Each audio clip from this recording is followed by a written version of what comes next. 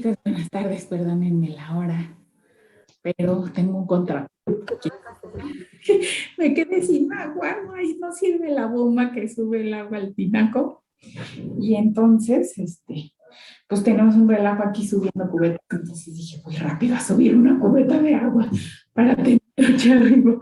Y me tardé más de lo que pensaba porque a diferencia de las mujeres africanas que caminan kilómetros con el agua, yo hice un desastre aquí por todos lados regándola y bueno, pues ya quedó peor que si no hubiera bajado. Pero pues ya me vine aquí con ustedes a empezar a trabajar, dejen respirar, porque hasta ni tengo condición para cargar la cubeta.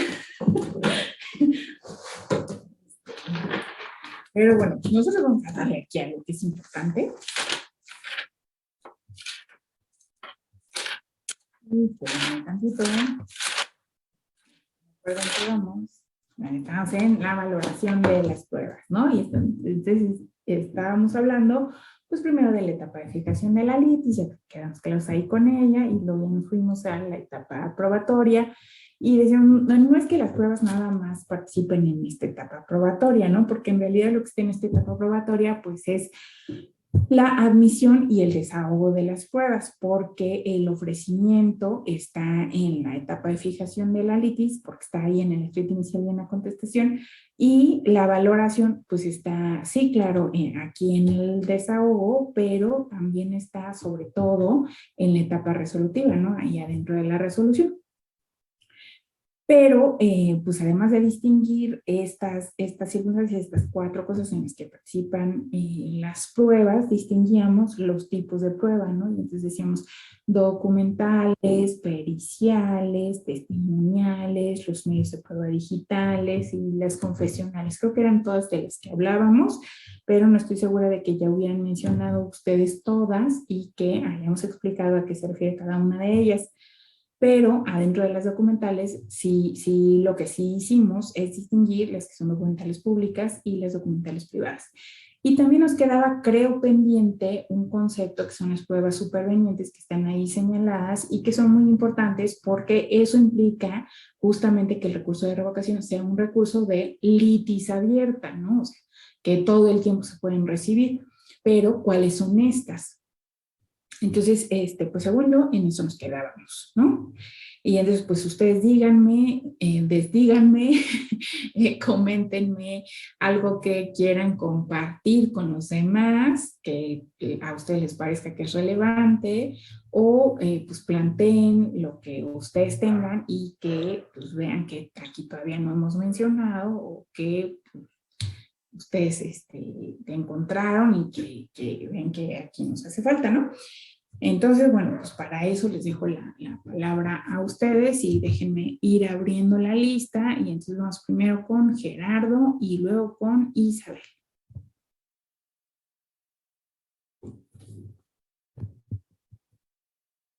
Adelante, Gerardo. ¿No? Si por alguna razón no puedes tomar la palabra, vamos con Isa.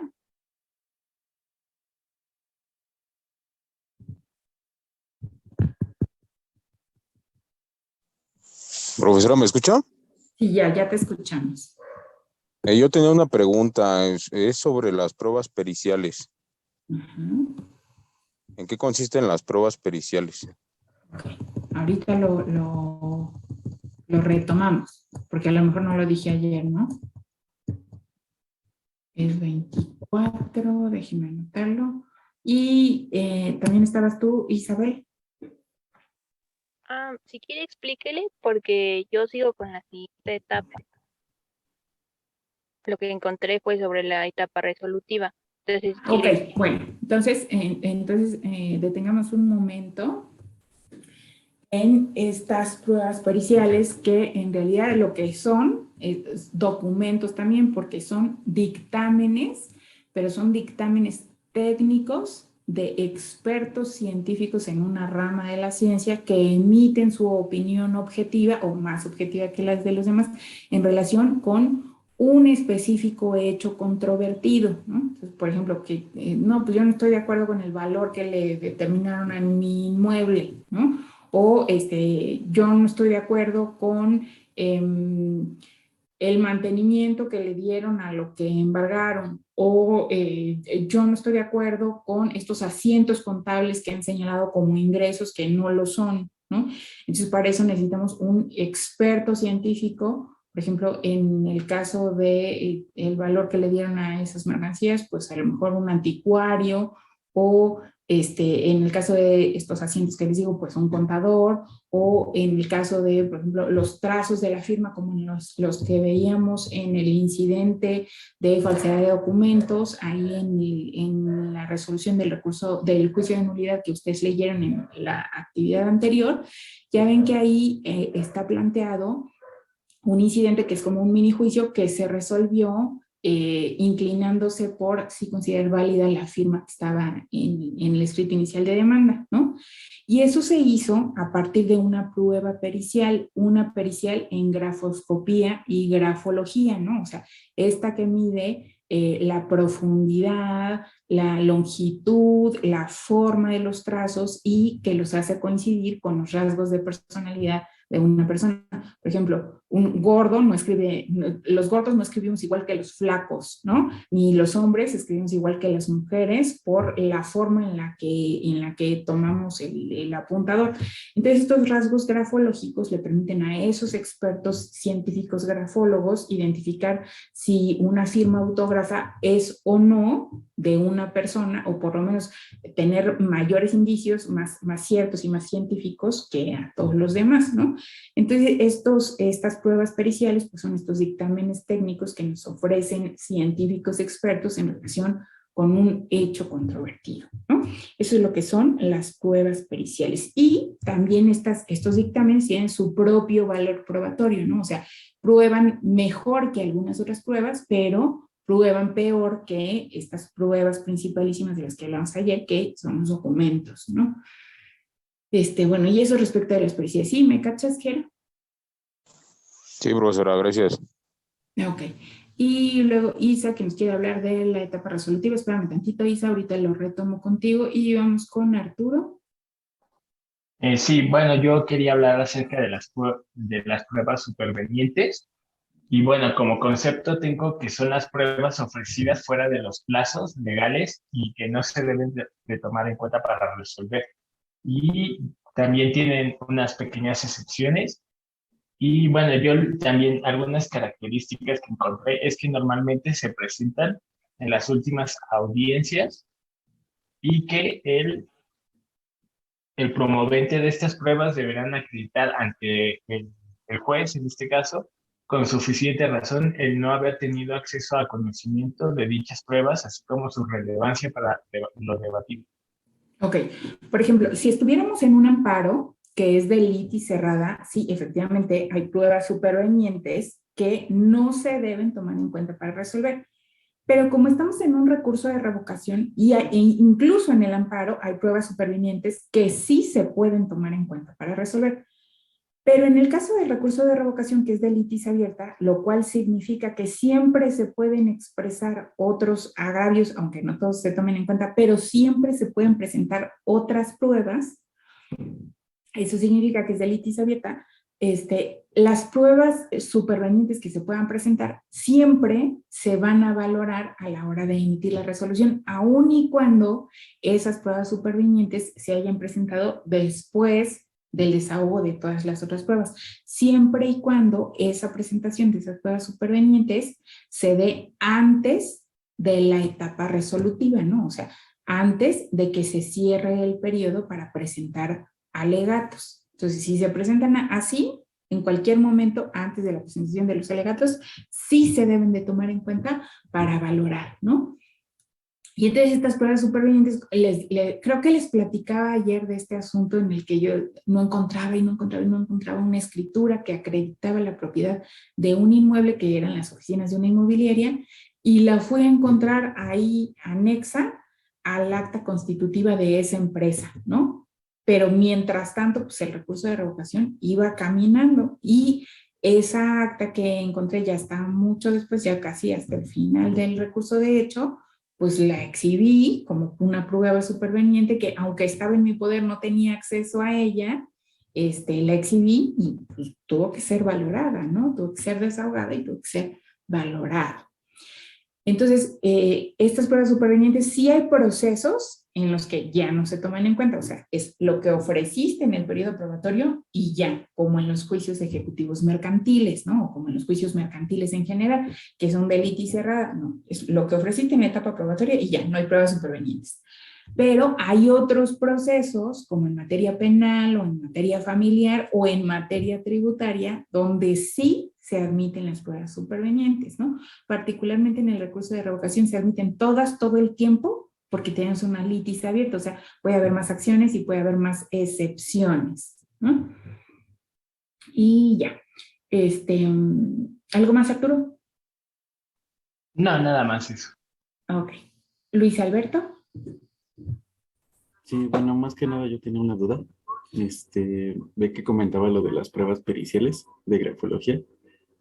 Bueno, una vez escuché que nos comentaron que de hecho se puede determinar, ¿no? Con base en la grafología si hicieron firmar a alguien bajo presión. No sé si Sí. sea... sí. Y es cierto, pero también no es que la grafología y la grafoscopía sean un área de la ciencia que esté reconocida por toda la comunidad científica. O sea, no hay, por ejemplo, publicaciones de artículos de grafología en el Boston Medical Science, por ejemplo, ¿no? Que es una de las revistas científicas más importantes. Pero sí, claro, se puede determinar a partir de una prueba grafoscópica si una firma fue obtenida bajo presión, pero el valor probatorio de ese dictamen pericial pues también no es tan pleno, ¿no? Entonces, en comparación del trabajo que cuesta obtenerla, más el costo de obtenerla, en comparación con el valor probatorio de ese dictamen pericial, pues es bajo, ¿no? Muchas gracias. Y ahora sí, creo que ya no hay más comentarios respecto de las pruebas, su valor, su operabilidad a lo largo del proceso. Entonces, si ya no hay más, podemos pasar a la etapa resolutiva. Isa. Bueno, yo encontré en el artículo 131 que nos habla sobre que la autoridad deberá dictar resolución en un plazo que no exceda de 3 meses, contados a partir de la fecha que se interpuso el recurso.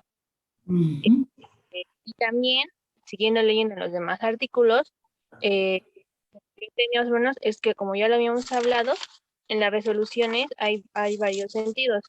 Y en este caso también podría ser de 3 sentidos, que dice que o se acepta, se rechaza o solo para efectos. E igual ellos tienen que decir, por ejemplo, para efectos, cuáles son los que están, pues, o sea, aceptando. Porque en el artículo 133 nos marcan los 5 que ya nos había comentado un compañero, pero seguimos en 3, o sea, que era aceptar para efectos. Pero lo que traigo es que solo puede presentarse dentro de los 3 meses siguientes. O sea, tiene la autoridad 3 meses siguientes para responder, pero dice, el silencio de la autoridad significará que se ha confirmado el ente impugnado. Esto yo lo entiendo como que si se pasa de eso, pues es como básicamente decir, pues ya lo confirmaron. O sea, si no te responden es porque lo confirmaron. Exactamente. Opera la negativa ficta, ¿no? O sea, te dijeron que no a tus acciones intentadas en tu escrito de recurso de revocación. Y estos 3 meses, ¿a partir de cuándo nos decías, Isa, que corren estos 3 meses? A partir de la fecha de interposición del recurso. Ándale, ¿no? Entonces, todo el proceso en realidad, no solo la etapa resolutiva, todo el proceso, ¿cuánto dura?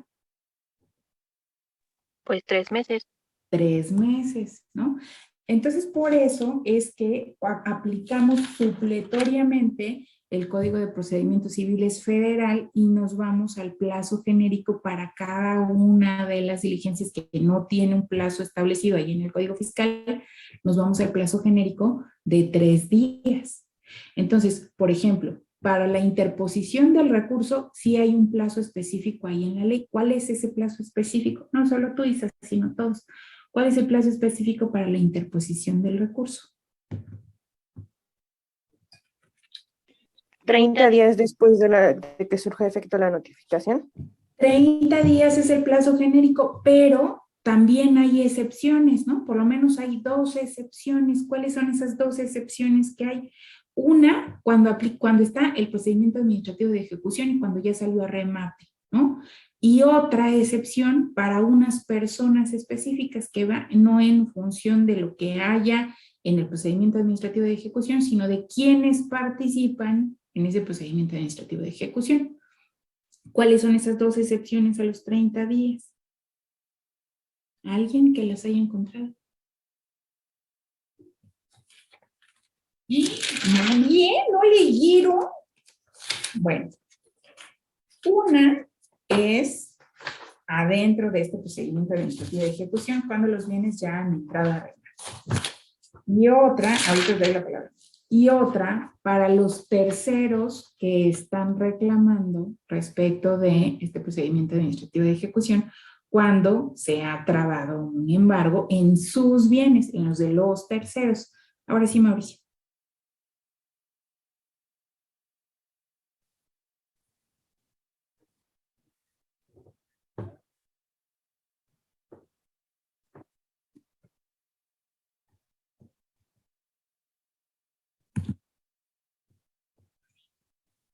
Pero ¿cuál plazo es el que se suspende?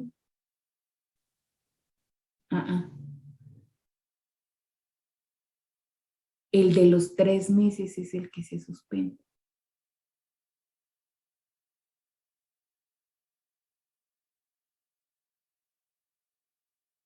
¿Sí? ¿No?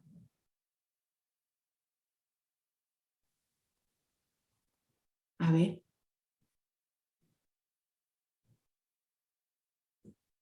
A ver otra vez. Explícanos a todos. Invítanos a tu conocimiento. Encontraste una disposición que dice que hay un plazo que se va a suspender cuando el afectado fallece.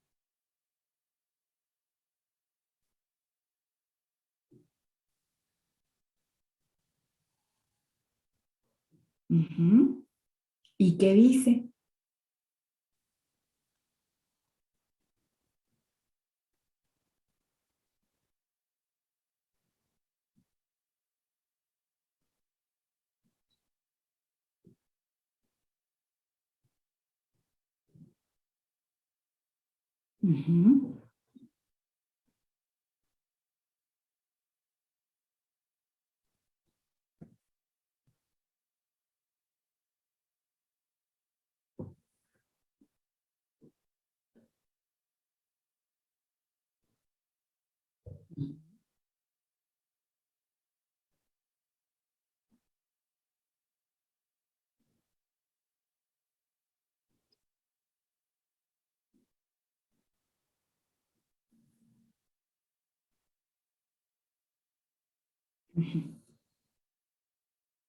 Entonces, estás hablando del plazo para la interposición del recurso de revocación. Discúlpame, si te estás refiriendo a este plazo de los 30 días que se va a suspender o que tiene una excepción, como yo le estaba pidiendo ahorita a Magali, a ver si se acordaba de algunas de estas excepciones al plazo genérico de los 30 días.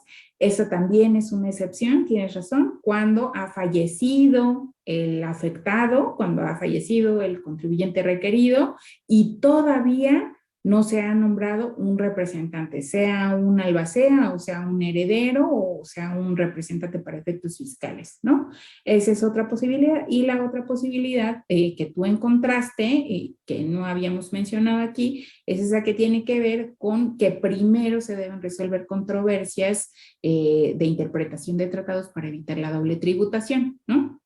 Entonces, si por ejemplo se trata de una contribución en materia de comercio exterior en la que el contribuyente que se va a quejar es sujeto pasivo, pero primero están determinando si esa contribución sí es nacional o es del país extranjero del destino de las mercancías en función de un tratado que haya celebrado entre ellos para la doble tributación, si primero está esperando la resolución de eso para ver si se va a tener que pelear o no por el crédito fiscal, también se va a ver interrumpida.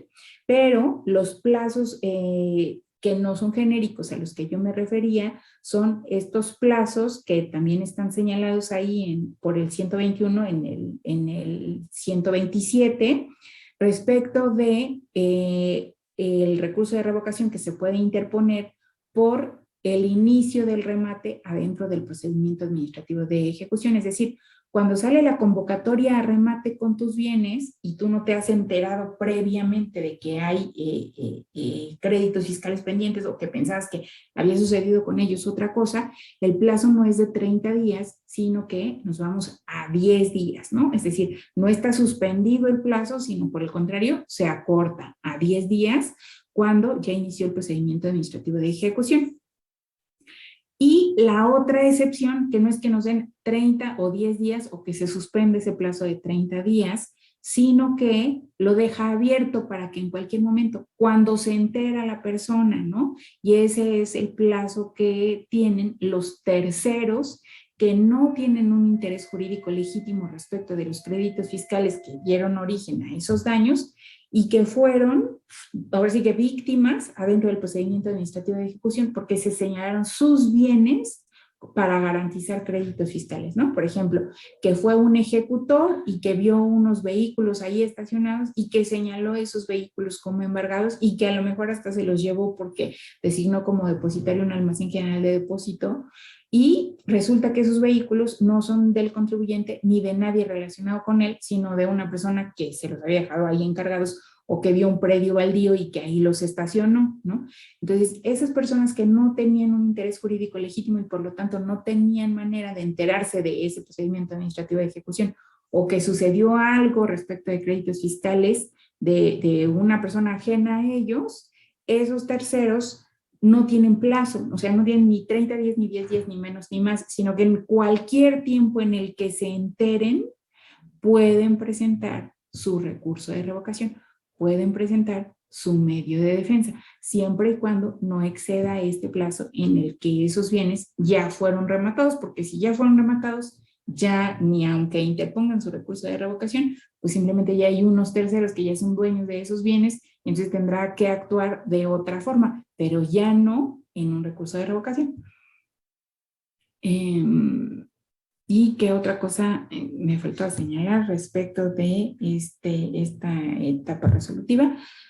Pues estábamos analizando los plazos, ¿no? Entonces decíamos plazo genérico de 30 días, plazo de 10 días, ya nos señalaba Mauricio las suspensiones de este plazo genérico de 30 días y ya decíamos que hay una posibilidad en la que no hay plazo, sino cuando se entera la persona y también nos señalaba, pues, creo que Isabel, el plazo genérico para resolver todo el proceso del recurso de revocación, o sea, para que se lleve a cabo la etapa de fijación de litis probatoria y resolutiva de 3 meses, pero ese también es un plazo genérico porque es el plazo general para el recurso de revocación general, aunque también debemos distinguir que tenemos otro recurso de revocación diferente y especial, que es el que denominamos exclusivo de fondo, ¿no? Y ese tiene sus propios plazos que son distintos dentro de este plazo de 3 meses de la emisión de la resolución.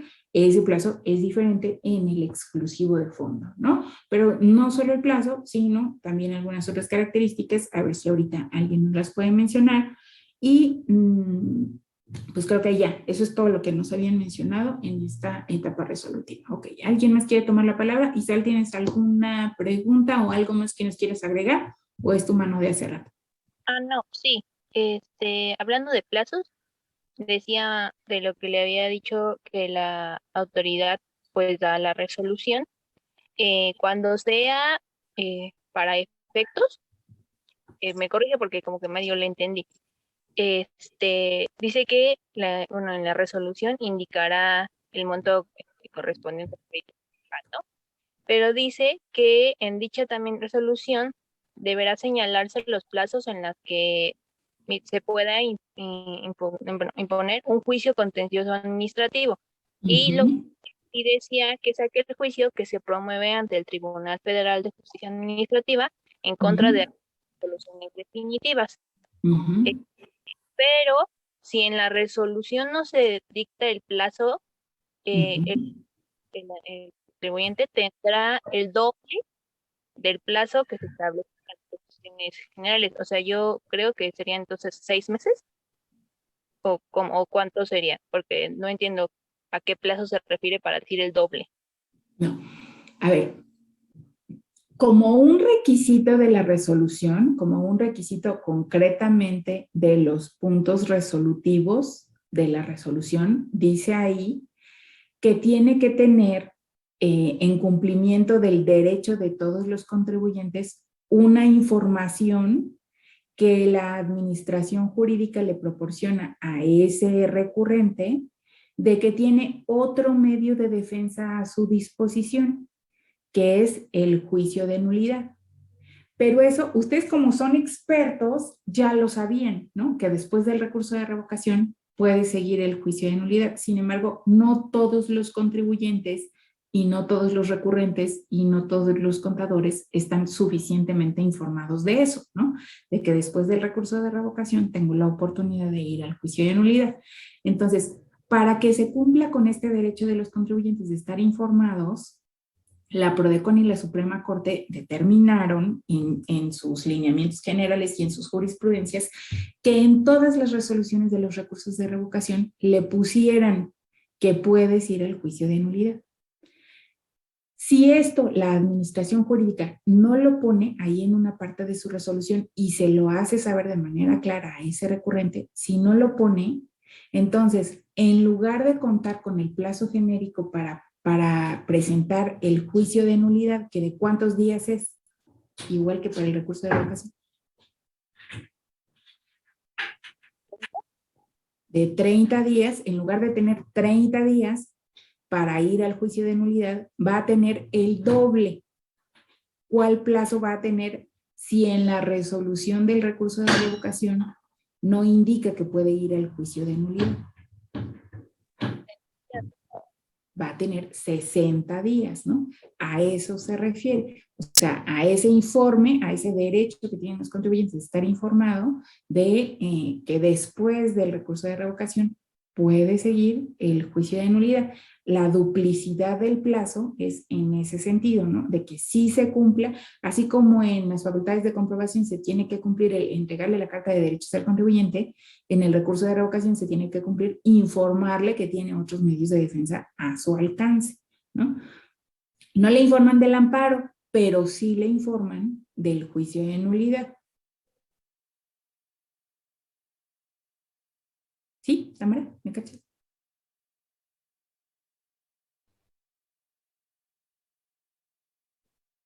¿Sí me oigo? Sí, profesora. Ok, bueno. Ok, si era en ese sentido tu pregunta. Sí. Ok, bueno. Y entonces, bueno, pues ya analizamos todo el diagrama de flujo, todo el proceso que se va siguiendo adentro del recurso de revocación hasta llegar a la resolución.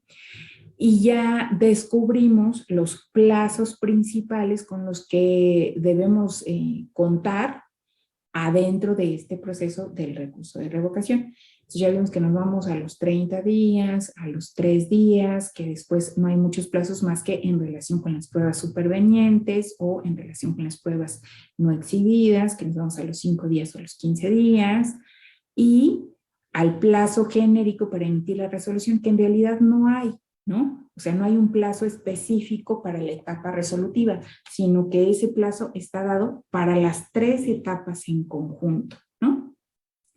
Y ya también nos señalaban cuáles son las consecuencias jurídicas de que no se emita esa resolución dentro del plazo conferido.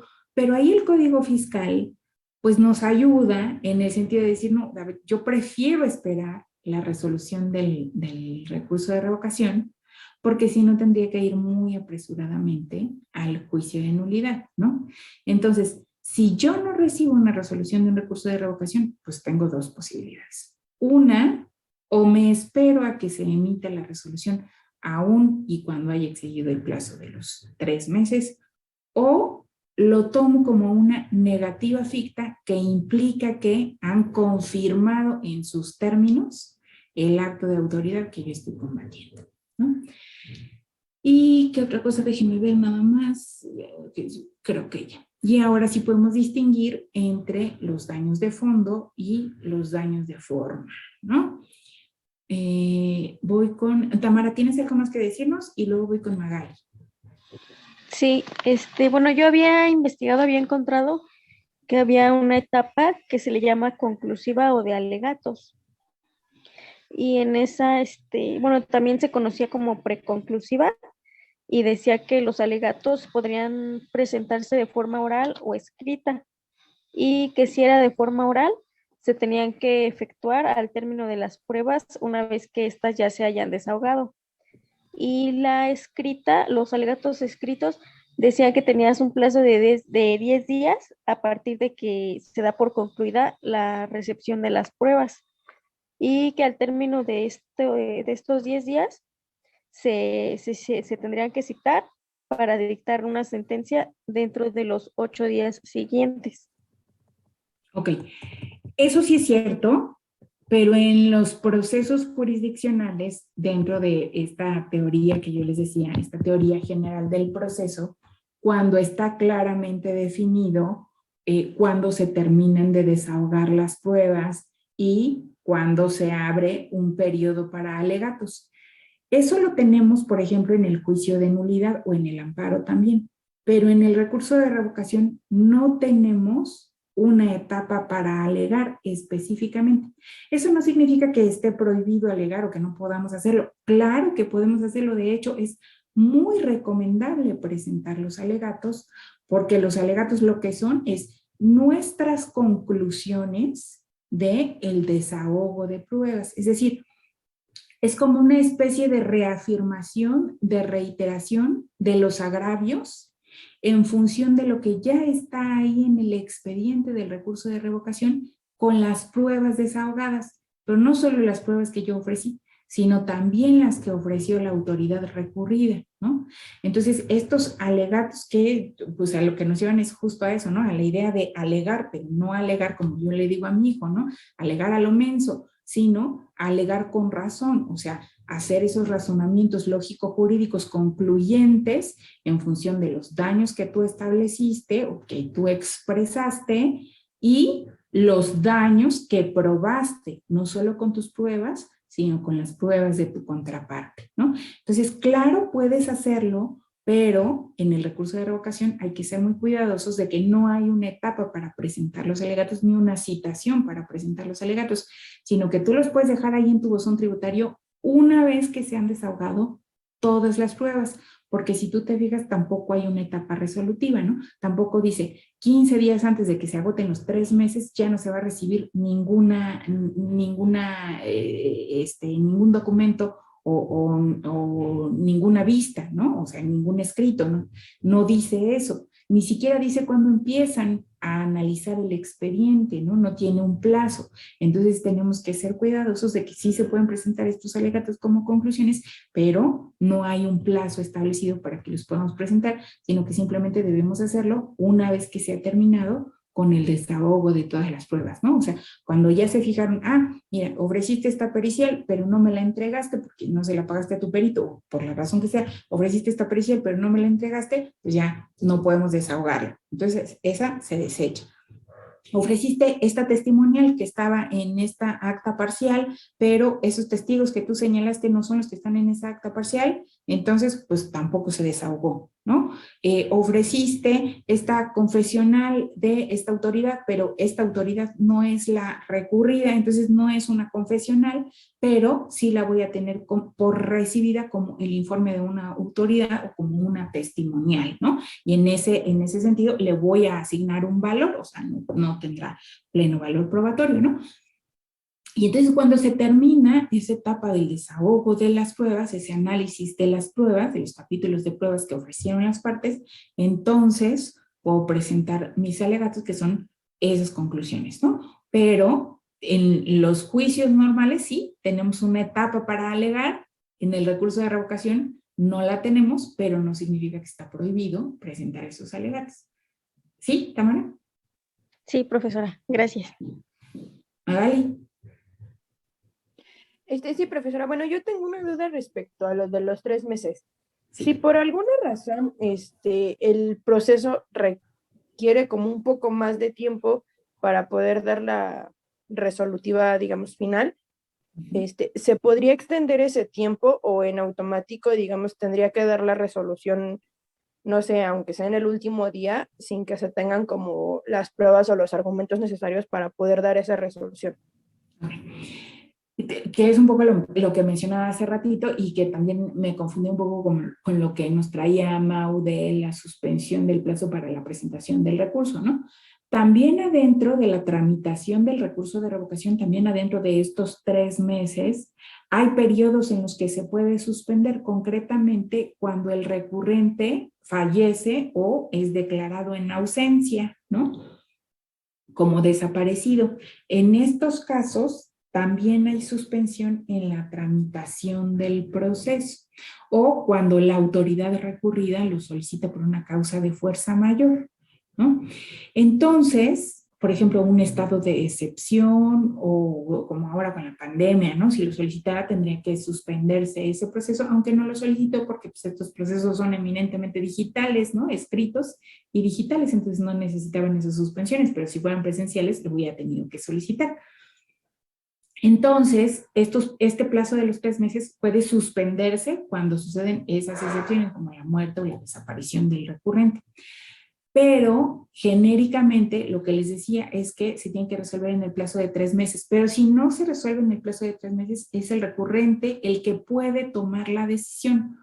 Uno, tomar como negativa ficta que confirma el acto recurrido, o 2, esperar el tiempo que sea necesario a que la administración jurídica emita la resolución y a partir de ella entonces ir, si le hace falta, al siguiente medio de defensa, ¿no? O sea, cambiar el plazo para que vaya al juicio de nulidad, pero es la decisión del recurrente. Si se espera, aunque la administración jurídica se tarde, por ejemplo, 4 meses o 6 meses, o se va directamente al juicio de nulidad con la negativa ficta.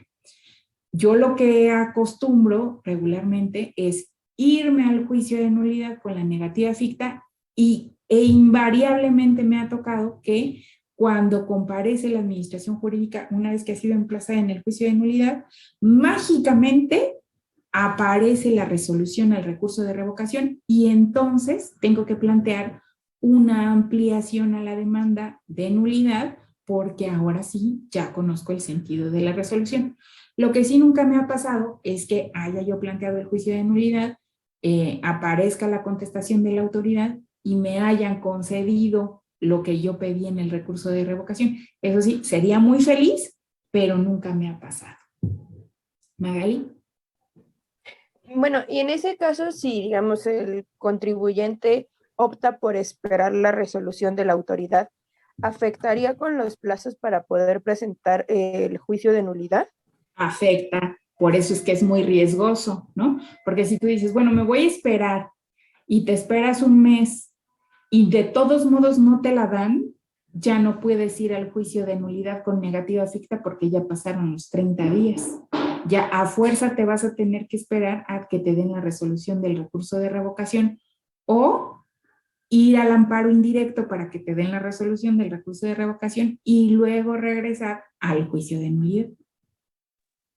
Y digamos, teniendo la resolución, ya no podría yo recurrir al recurso del juicio de nulidad si ya pasaron los 30 días. No, si tengo la resolución, sí puedo ir a partir de que me notifiquen la resolución. Pero si tengo... Aunque la resolución se tarde, no sé, 4 o 5 meses. Aunque se tarde 6, 8 meses o un año, sí puedo ir, porque contarán los 30 días a partir de que me notifique de la resolución. El punto es que si a mí me urge la resolución, por ejemplo, es relativa a una negativa de devolución y a mí me urge ese dinero, me voy a tener que esperar un año a que me den la resolución del recurso de revocación para que de todos modos al final me digan que no me van a dar la devolución, pues estoy perdiendo ese tiempo en el que mi cliente necesita recuperar ese dinero, ¿no? Ok, gracias, profesora. Vale. ¿Y qué otra cosa nos falta mencionar? Creo que ya, no sé qué quieran platicar respecto del recurso de revocación exclusivo de fondo, ese que está en el 133B, creo, ¿no? Creo que sí es 133 y creo que sí es letra B. Lo que sí es seguro es que está en un apartado bis, ¿no? Ahí como puesto como un pegote, ¿no? ¿No? ¿Nadie?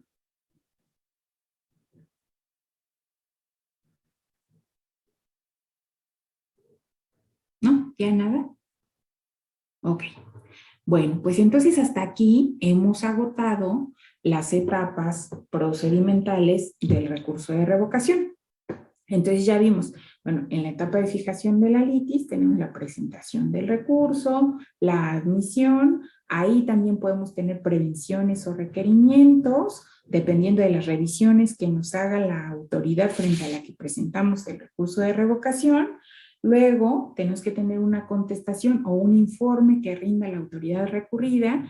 Este informe tiene las excepciones que ellos quieren plantear y también las pruebas que ellos quieren ofrecer. Y con esas excepciones y con esas pruebas, yo puedo tener una vista de eso que dijeron y desahogar esa vista, ¿no? Después vendrá el desahogo de las pruebas que ambos ofrecimos en el proceso y este desahogo nos lleva después a la posibilidad de presentar unos alegatos y a que se cierre la instrucción de ese recurso de revocación para que se haga un análisis y se emita la resolución. Todo esto tiene que ocurrir en un plazo genérico de 3 meses, pero en el caso del recurso de revocación exclusivo de fondo, estos plazos son diferentes. Entonces, este proceso nos permite distinguir sí las 3 etapas probatorias, pero que en realidad la etapa las 3 etapas procesales, pero que en realidad la etapa probatoria pues es como la más larga, porque es en la que suceden más cosas, porque es en la que se atienden más documentos, ¿no? Estos documentos pues son las pruebas. Y estas pruebas, decíamos, pues de distinta naturaleza y de distinto valor probatorio. Pero distinguimos que las pruebas que mejor prueban son las pruebas documentales y de entre las documentales públicas. ¿Por qué son las que mejor prueban? Porque nuestro principio al que atienden nuestros procesos es escrito. Entonces, más que hablar o decir algo, sirve más que esté en un papel, ¿no? Que esté por escrito o en un documento, aunque sea digital, que esté por escrito.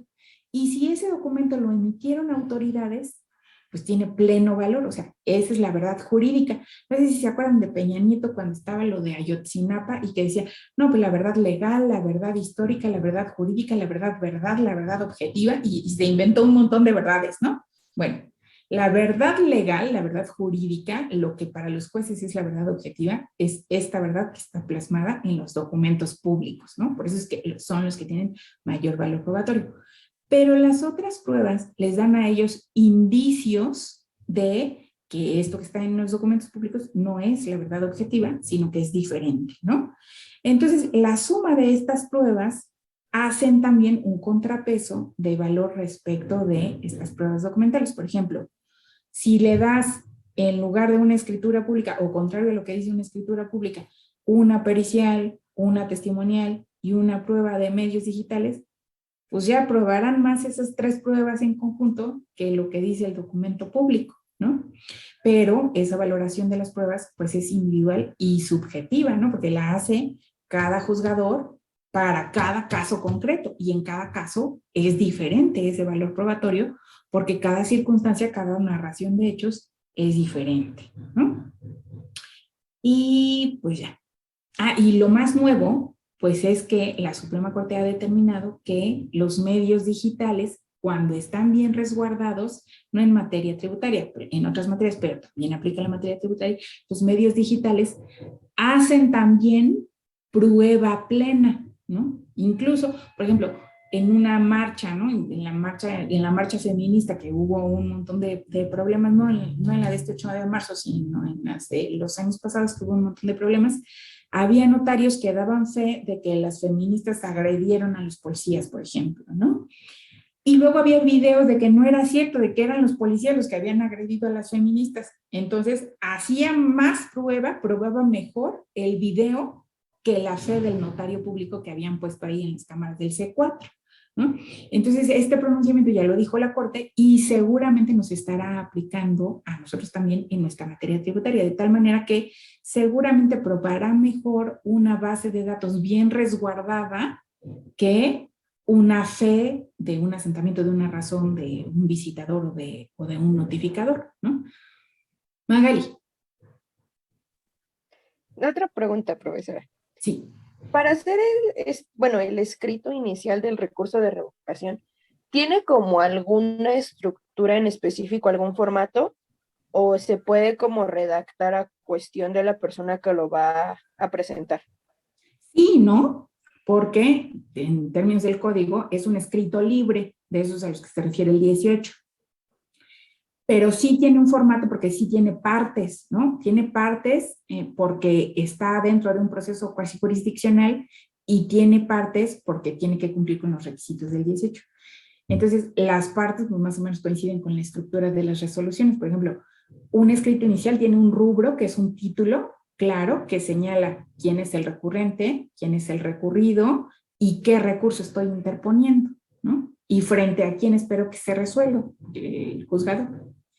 Tiene un proemio porque ahí en esa primera parte del escrito yo plasmo una especie de introducción que le permite conocer a quien va a resolver ese proceso por qué estoy compareciendo, para qué estoy compareciendo y frente a quién estoy pues debatiendo, ¿no? Frente a quién estoy peleando adentro de ese proceso y por qué es que estoy presentando ese escrito. Entonces tiene un rubro y tiene un proemio. Y también tiene otros capítulos de los que habíamos hablado, que son los hechos, los agravios, las pruebas y los petitorios.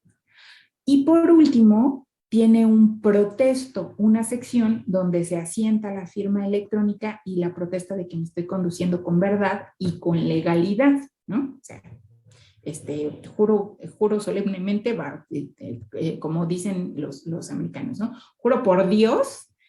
Pero pues aquí en México no juramos ni por la Biblia, ni por Dios, ni por la Constitución, juramos por nuestras creencias, o sea, protestamos lo necesario. Lo que si soy católico, pues protesto por la Santísima Trinidad y la Virgen de Guadalupe. Si soy protestante, pues no protesto por nada porque lo de Dios no tiene nada que ver con lo legal. Si soy ateo, pues protesto lo necesario en términos del Estado democrático en el que vivo y así, ¿no? Pero esa es la estructura general que tiene el escrito inicial. Entonces, ¿tiene un formato? Pues sí y no. No, porque es un escrito libre. Sí, porque tengo que agotar los requisitos del 18 y del 116 y del 121 que señalan ahí pues, lo que debo de decir y de acompañar a mi escrito. ¿Sí? Gracias, profesora. Vale. Y luego creo que tenemos una actividad, ¿no? De elaborar, es que ya no me acuerdo cómo está nuestra agenda. Espérenme tantito. Tenemos un primer trabajo en equipo para el 28 de marzo y no se los he abierto, ¿verdad? Que justo tiene que ver con la elaboración de un recurso de revocación, pero no se los he abierto, ¿verdad? No está ahí en el team abierta su... No, todavía no está abierta, es por eso que era mi ¿saben qué? pregunta. ¿Saben qué? Hoy la voy a abrir para que ustedes la vean y seguramente tendremos que modificar la fecha de entrega de esta actividad porque pues ya nos quedarían bien poquitos días, ¿no? Entonces hoy la abro y ya ustedes me dicen, ay, de veras, mañana otra vez me pusieron una reunión de la UTE en la escuela, porque ayer intentamos hacerla por Zoom y resulta que no tenían internet en la escuela. No sé cómo están dando clases híbridas desde la escuela, pero no había internet en la escuela, entonces no pude llevar a cabo esta reunión. Entonces, pues me citan mañana presencialmente. Entonces, seguramente no estaré con ustedes porque, aunque no es a la hora de clase, pues me tengo que trasladar para allá desde antes. Entonces, nuestro cuestionario, que es de recurso de revocación y que es el primero y que está fechado para mañana, yo creo que lo vamos a tener que dejar para el lunes. Entonces vamos a modificar esta fecha del 25 de marzo seguramente. Ya a menos que me digan que no o que una hora diferente o que sí yo pueda estar con ustedes en la clase, les aviso por el WhatsApp que sí vamos a tener clase, pero de todos modos no vamos a tener el cuestionario porque se me hace muy, muy grosero tenerlos con la incertidumbre, ¿no? De si sí nos vemos, sí es el cuestionario, y si no nos vemos, no es, pero como todavía no les puedo confirmar, pues espérenme tantito. Entonces, mejor lo hacemos el día que con toda seguridad puedo atenderlos de la manera que se merecen con la calidad de vida, que es el próximo lunes. Entonces, nuestro cuestionario del 25 lo estaremos haciendo el próximo, ¿qué día es el lunes? El próximo 28. 28. Y nuestra entrega del 28, seguramente el próximo lunes, ya ustedes me indicarán, la estaremos modificando para días después, ya que hoy ustedes vean de qué se trata la actividad y analicen con su equipo, pues, cuánto tiempo pueden dedicarle a lo largo de los días, ¿no? Entonces ya platicamos de ella el 28. Si nos vemos mañana, de eso sí platicamos mañana, pero si no, lo platicamos el lunes, ¿vale? Sí, profesora. Vale. Bueno, pues entonces hasta aquí, según yo, con lo que ustedes quisieron avanzar, que trajeron aquí a colación a la conversación, que alcanzaron a analizar del recurso de revocación. Ya nada más yo les recomendaría que revisen este recurso de revocación exclusivo de fondo, que se fijen para qué es, en qué se usa, por qué es que es diferente a este recurso de revocación general, y pues que se aseguren muy bien de tener clara la diferencia entre los sentidos de las resoluciones, ¿no? Básicamente eso es lo que les puedo recomendar, y ya. No sé si quieran echarle un ojito al ejemplo de recurso. Si tienes un ejemplo de recurso de revocación aquí en el team, no me acuerdo si tienes un ejemplo de recurso de revocación, pero yo, la verdad, si estuviera buscando prepararme para el cuestionario, pues lo que haría es leer algún ejemplo de un escrito inicial de recurso de revocación. Déjenme ver si les dejé por ahí uno. ¿Es del juicio de nulidad, profesora? No, Y del recurso una de demanda de revocación. nulidad. Del ¿Del que nos subió? No, del recurso de revocación. Les dejé un documento, un paper publicado por la Suprema Corte de una autora que se apellida Jiménez y que ahí tiene una explicación pues muy completa de lo que es, para qué sirve, por qué está el recurso de revocación. Eso pues se supone que ya lo tenían que haber ustedes revisado en la etapa 2 de su rutina de pensamiento. Si no lo hicieron, bueno, pues ahí se los dejé y se los aviso.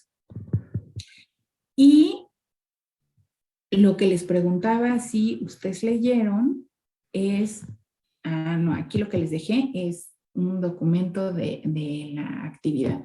Si ustedes leyeron un escrito inicial de un recurso de revocación, y entonces por eso revisaba si yo les dejé ahí un ejemplo de un escrito inicial de recurso de revocación, y creo que no se los dejé.